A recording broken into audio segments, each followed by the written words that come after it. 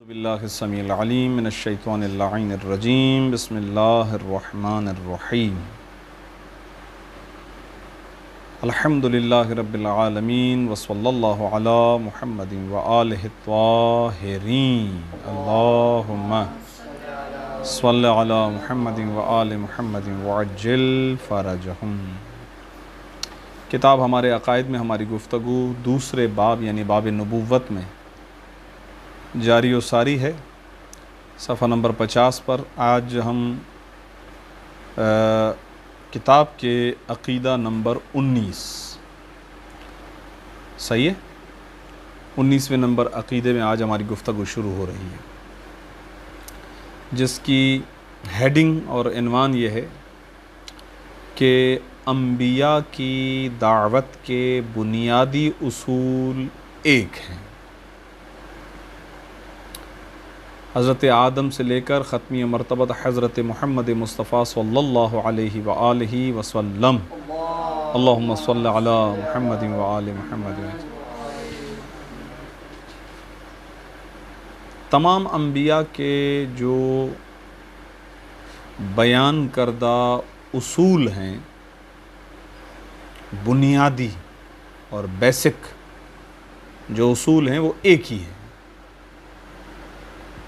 फ़ुरूआत में कहीं पर छोटा मोटा इख्तिलाफ़ ज़माने की ज़रूरतों के मुताबिक और ज़माने के तकाज़ों के मुताबिक हो तो ठीक, वरना जहाँ तक ताल्लुक़ है बुनियादी उसूलों का, बेसिक उसूलों का, तो वो एक ही है, कोई फ़र्क नहीं है। जैसा कि ग़ालिबन शायद हमारे गुज़िश्ता दुरूस में किसी मकाम पर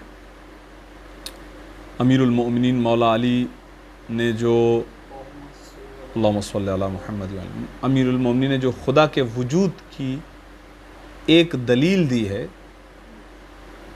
वो नाजुल बलागा में है। एक मकाम पर इमाम ने इरशाद फरमाया कि एक दलील ये है कि हज़रत आदम से लेकर रसूलुल्लाह तक हर नबी एक ही बात कर रहा है, ला इलाहा इल्लल्लाह। ज़मानों फ़र्क भी रहा है, कई अम्बिया एक दूसरे से मिले नहीं, सही है। ऐसा भी रहा कि गुज़िश्ता अम्बिया की जो तालीमात थी वो बिल्कुल ख़त्म हो गई, भूल गए लोग, लेकिन उसके बावजूद फिर एक अरसे के बाद एक नबी आता है, वही पैगाम ला इलाहा इल्लल्लाह। तो ये एक दलील है खुदा के वजूद पर कि हर नबी आता है, 1,24,000 नबी आ रहा, हर नबी का दावा एक, ये खुदा के वजूद पर। अगर कई खुदा होते या न होता या कुछ और होता तो इख्तिलाफ़ मिलता ना हमें, लेकिन 1,24,000 अम्बिया के इस एक बुनियादी उसूल के अंदर कोई इख्तिलाफ़ नहीं है, ला इलाहा इल्लल्लाह। मैं चाह रहा था कि इस चीज़ को शुरू करने से पहले ही आपकी खिदमत में एक बुनियादी उसूल के तौर पर बतौर मिसाल अमीरुल मोमिनीन की ये दलील पेश कर दूँ। ठीक, अब हम आते हैं मतन किताब में। हमारा अक़ीदा है कि अल्लाह के तमाम पैगंबर एक ही मकसद की तरफ गामज़न थे। मकसद उनका एक ही था और उसी मकसद की तरफ सब चल रहे हैं। उनका मकसद क्या है? तौहीद और क़यामत पर ईमान के ज़रिए लोगों की सआदत और इस्लामी मुआशरे में सही दीनी तालीम और तरबियत देना और अखलाक़ी उसूलों को इस्तेहकाम बख्शना था। बस आप ये कर सकते हैं कि इस लाइन को अंडरलाइन कर दें कि ये मेन है। अगर कोई पूछे कि अम्बिया का मकसद क्या है, तो ये एक जुमला, उनका मकसद एक ये है कि तौहीद से आशनाई कि खुदा एक है। दूसरा क़यामत, उसूले दीन जब हम पढ़ते हैं तो हम कहते हैं 5 हैं, उनमें से पहला तौहीद है, आखिरी क़यामत है, बाकी सारे इसी के दरमियान हैं। हो सकता है कि कोई ये कहे कि तौहीद के बाद डायरेक्ट यहाँ पर क़यामत का नाम आ गया। जो कुछ भी है वो तौहीद और क़यामत के दरमियान में ही है। लिहाजा तौहीद से आशनाई, क़यामत पर ईमान, तौहीद पर ईमान और क़यामत पर ईमान। क़यामत यानी बहरहाल इस दुनिया के बाद एक दिन को आना है, जिसे क़यामत का दिन कहते हैं। फिर इसी के ज़रिए से लोगों को सआदत, सआदत कहते हैं खुशबख्ती को, सआदत कहते हैं नेक बख्ती को।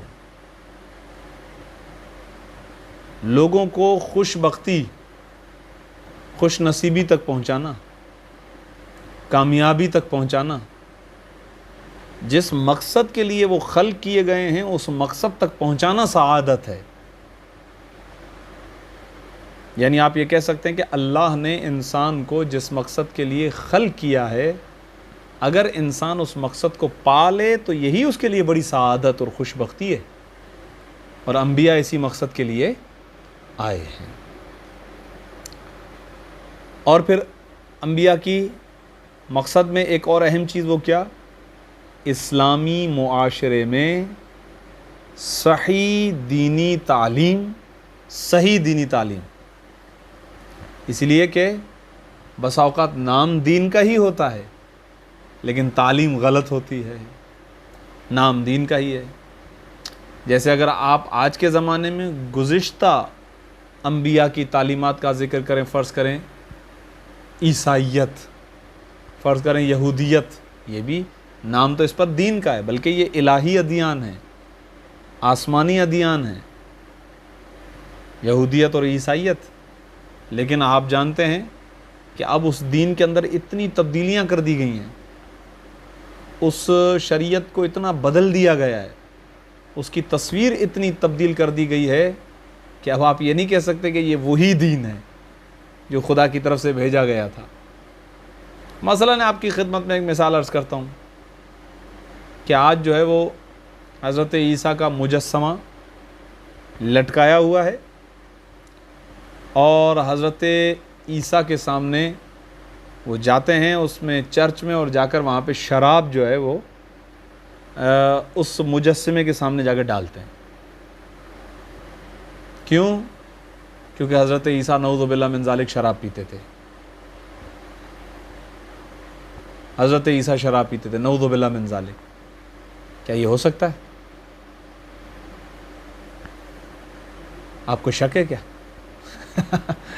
हाँ, सही है। जिस चीज़ से खुद हज़रत ईसा मना करने वाले हों, आज उनकी शरीयत के अंदर ऐसा हो गया कि हज़रत ईसा को पिला रहे हैं, भाई इसलिए पिला रहे हैं आज हम क्योंकि वो पीते थे, नऊज़ु बिल्लाह मिन ज़ालिक। तो क्या हुआ, शरीयत की तस्वीर तो बिगड़ गई ना। नाम तो है दीन का कि ये दीन है, लेकिन क्या सही दीन है? अंबिया का मकसद यही होता है कि सही दीनी तालीमात को पहुंचाया जाए। फिर आगे बढ़े, तरबियत देना सबसे अहम चीज़ है। तालीम के बाद जो दूसरा मरहला आता है वो आता है तरबियत। ठीक, कहीं पर तालीम है, तरबियत नहीं है। जैसे कि आजकल हमारे स्कूलों की हालत है, 8-8, 10-10 सब्जेक्ट्स पढ़ाए जाते हैं, इतना भारी बस्ता होता है कि बच्चा ही नहीं उठा सकता। सही है, उसके वालिदैन उठा के उसको स्कूल तक लाते हैं और फिर वो घर लेकर जाते हैं। वो बैग इतना भारी है कि बच्चा भी नहीं उठा सकता। तो तालीम का बोझ तो बहुत बड़ा है, लेकिन तरबियत नहीं है। उस तालीम से सिवाय डिग्री के और कोई चीज़ हासिल नहीं हो रही है, कुछ हासिल नहीं है। सिर्फ यही है कि बस आखिर में डिग्री मिल जाती है कि ये मैट्रिक पास हैं, ये इंटरमीडिएट इन्होंने किया हुआ है, इन्होंने बीए किया हुआ है, इन्होंने मास्टर्स किया हुआ है, इन्होंने एलएलबी किया हुआ है, सॉफ्टवेयर इंजीनियर हैं, ये एमबीबीए किया हुआ, वगैरह वगैरह वगैरह। डिग्रीज तो बहुत ज़्यादा हैं। थोड़ा सा माँ से बात करते हुए देख लीजिएगा कि वो अपनी वालिदा से किस तरह बात करते हैं। ज़रा बड़ों से एहतराम, बड़ों से किस तरीके से बात करते हैं आप देख लीजिएगा।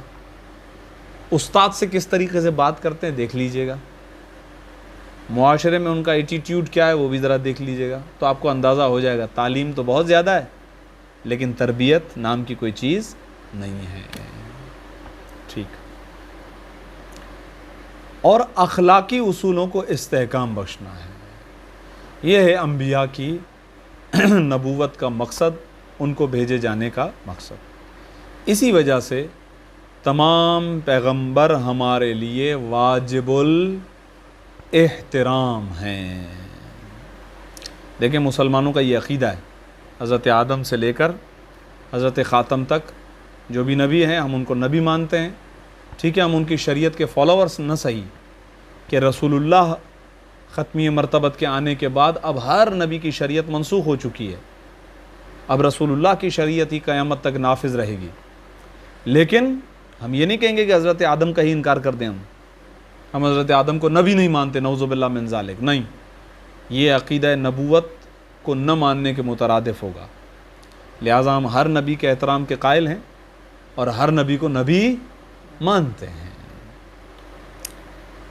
अच्छा, ये अक़ीदा हमने कहाँ से लिया? कुरान से।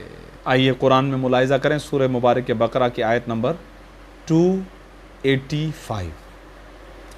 ला नुफ़र्रिक़ु बैना अहद मिर रुसुलिह, हम रसूलों में किसी किस्म का फ़र्क नहीं करते। ये उर्दू में थोड़ा सा किताब के अंदर मिस्टेक है, किसी का किस्म लिखा हुआ है, ये का बाद में आएगा, किस्म पहले आएगा। किसी किस्म का कोई फ़र्क नहीं करते, यानी हम कायल नहीं है इस बात के कि अज़ैसियत नबूवत कोई फ़र्क है। ठीक है, इनके मरातिब में, इनके स्टेटस में खुदा ने बाज़ को औलवियत दी है, बाज़ को बड़ा दर्जा दिया है। जैसे कि कुरान में आयात भी हैं कि हमने बाज़ को बाज़ पर फजीलत दी है, हमने बाज़ रसूलों को बाज़ रसूलों पर फजीलत दी है, वो अलग चीज़ है। लेकिन एज ए नबूवत कुरान में आ गया कि इन रसूलों के माबैन कोई फ़र्क नहीं है।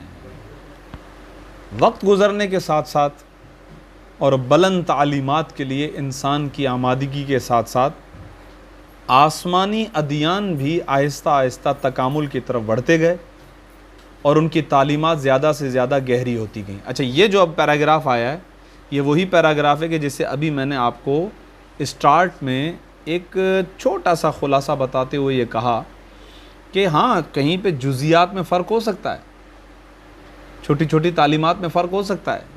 मैं मिसाल देता हूँ, अभी ये आप ये नहीं समझ लीजिएगा कि ऐसा ही हो।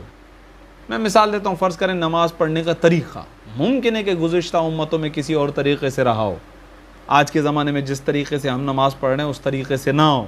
मिसाल दे रहा हूँ, ज़रूरी नहीं है, लेकिन ये अर्ज़ कर रहा हूँ कि शरीयतों के अंदर छोटी छोटी तब्दीलियाँ ज़माने के बदलने के साथ साथ, इल्मी तरक्की के आने के साथ साथ, इंसान की ज़रूरतों के साथ साथ होती रहती हैं, लेकिन असल उसूल में किसी किस्म का कोई फ़र्क नहीं आएगा। ये जो बात मैंने अभी अर्ज़ की थी वही दोबारा सुने। वक्त गुज़रने के साथ साथ और बुलंद तालीमात के लिए इंसान की आमादगी के साथ साथ आसमानी अदियान में भी आहिस्ता आहिस्ता तकामुल की तरफ बढ़ते गए। तकामुल यानी और ज़्यादा कमाल की तरफ बढ़ते गए और उनकी तालीमात ज़्यादा से ज़्यादा गहरी होती गईं, यहाँ तक कि आखिरी और मुकम्मल दीन यानी इस्लाम की बारी आ गई और कुरान में ये हुक्म नाजिल हो गया। सूरह मुबारक माइदा की आयत नंबर 3, बिस्मिल्लाहिर्रहमानिर्रहीम, अल यौमा अकमलतु लकुम दीनकुम। दीन अब मुकम्मल हो गया है, अब इसके बाद ना कोई नबी है, ना कोई शरीयत है, ना कोई तकामुल है, मुकम्मल हो गया। और आप जानते हैं कि ये आयत शरीफा उस वक्त नाजिल हुई कि जब इस्लाम की तालीमात तमाम तर आ चुकी थी और आखिर में विलायत अली इब्न अबी तालिब अलैहिस्सलाम की इमामत, विलायत, हाकमियत का ऐलान हुआ। जब ये हुआ तो ये कुरान की आयत नाजिल हुई कि अल यौमा अकमलतु लकुम दीनकुम। आज अल यौमा यानी आज के दिन, अकमलतु मैंने मुकम्मल कर दिया, लकुम दीनकुम तुम्हारे लिए, तुम्हारे दीन को मैंने कामिल करार दिया। व अतममतु अलैकुम निअमती और अपनी नेमत को तुम पर मैंने पूरा कर दिया। व रज़ीतु लकुमुल इस्लाम दीना और तुम्हारे लिए इस्लाम को बतौर दीन पसंद कर लिया है। अब ये इस्लाम ही तुम्हारे लिए आखिरी दीन है, बस यही पसंदीदा दीन है, इसके बाद कोई दीन नहीं है, यही दीन है, आखिरी दीन है। और कुरान में एक और जगह पर है, वमन यब्तगी गैरल इस्लाम दीनन फलन युक़बल मिन्हु, इस्लाम के अलावा अगर कोई और दीन तुम लेकर आओगे खुदा की बारगाह में तो तुमसे कुछ कबूल नहीं किया जाएगा। इस्लाम फुल एंड फाइनल है, इस्लाम कामिल और अकमल और मुकम्मल दीन है। तो वो दीन पहले बुनियादी मरहले में था, फिर उसके बाद जो नबी आया उसको थोड़ा सा और बढ़ाया, एक्सटेंड किया गया, फिर एक और नबी आता है, फिर तालीमात फैलती हैं, ज़माने के एतबार से ज़रूरतें जो है वो बढ़ती जाती थी, तालीमात आती जाती थी, और आहिस्ता आहिस्ता आहिस्ता यहाँ तक के इस्लाम आया। इस्लाम एक मुकम्मल दीन की सूरत में आया और ख़ुदा ने इस दीन को तुम्हारे लिए हुज्जत करार दिया, इसे मुकम्मल करार दिया और इसी दीन को अपने लिए पसंद फरमाया। अगर पलट कर आएँ दोबारा उस जुमले की तरफ, तो चाहे यहाँ पर दीन मुकम्मल हुआ है, लेकिन इस दीन की तालीमात हज़रत आदम की तालीमात से मुतसादिम नहीं है, टकराएंगी नहीं।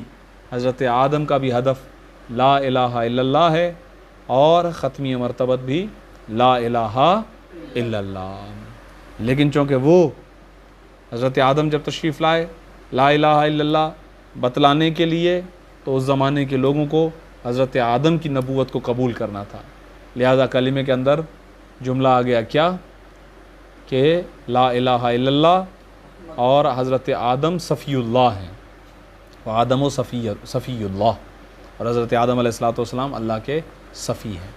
फिर नूहुन नजीउल्लाह व इब्राहीम खलीलुल्लाह, ईसा रूहुल्लाह, और फिर रसूलुल्लाह जब आए तो ला इलाहा इल्लल्लाह मुहम्मदुर रसूलुल्लाह, और जब ये आयत नाजिल हुई तो फिर अलीयुन वलीयुल्लाह, ला इलाहा इल्लल्लाह मुहम्मदुर रसूलुल्लाह अलीयुन वलीयुल्लाह। सल्लल्लाहु अला मुहम्मदिन व आलिहि त्वाहिरीन, अल्लाहुम्मा सल्लि अला मुहम्मदिन व आलि मुहम्मदिन।